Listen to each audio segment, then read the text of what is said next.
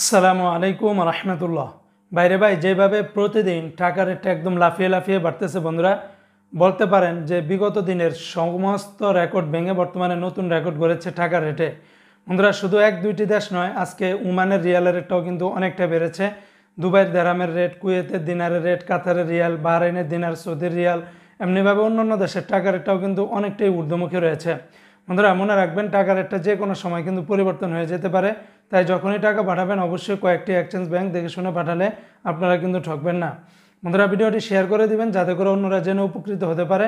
প্রতিদিনকার আপডেটগুলি পেতে আমাকে ফলো বা সাবস্ক্রাইব করে রাখতে পারেন।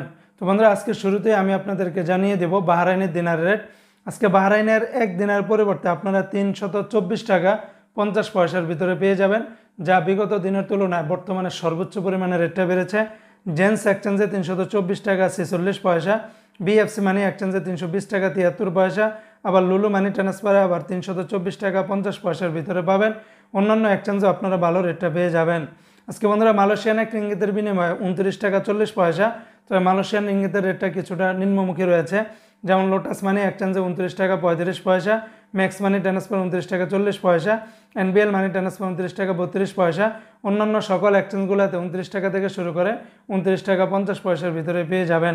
আজকে বন্ধুরা মার্কিন ইউএস এক ডলার বিনিময়ে 121 টাকা 20 পয়সা, তবে ওয়েস্টার্ন ইউনিয়ন এক্সচেঞ্জে বিকাশে 121 টাকা 8 পয়সা, ব্যাংকে পাঠালে 120 টাকা 73 পয়সা। আজকে রিয়া মানি ট্রান্সফার 119 টাকা 28 পয়সা, সিঙ্গাপুর এক ডলারে 94 টাকা 30 পয়সার ভিতরে পেয়ে যাবেন। আজকে বন্ধুরা ইউরোপীয় এক ইউরোতে 135 টাকা 92 পয়সা, ইন্ডিয়ান এক রুপিতে 1 টাকা 43 পয়সা, ব্রিটেনের এক পাউন্ড 163 টাকা 82 পয়সার ভিতরে পেয়ে যাবেন। অপরদিকে বন্ধু আজকে সৌদি আরবের এক রিয়ালে 32 টাকার উপরে পাবেন, যেমন টিকমো থেকে 32 টাকা 6 পয়সা, ফাউরি থেকেও সেম রেটটা পেয়ে যাবেন। মোবাইল ইপে থেকে সর্বোচ্চ রেটটা পেয়ে যাবেন 32 টাকা 19 পয়সা, ইউআর পে থেকে বিনিয়ালা থেকে 32 টাকা 10 পয়সার ভিতরে পেয়ে যাবেন। তাহলে আল্লাজি থেকে 31 টাকা 68 পয়সা, আলিনমা পে থেকে 31 টাকা 92 পয়সা, তেলেমানি থেকেও আপনারা ভালো রেটটা পেয়ে যাবেন।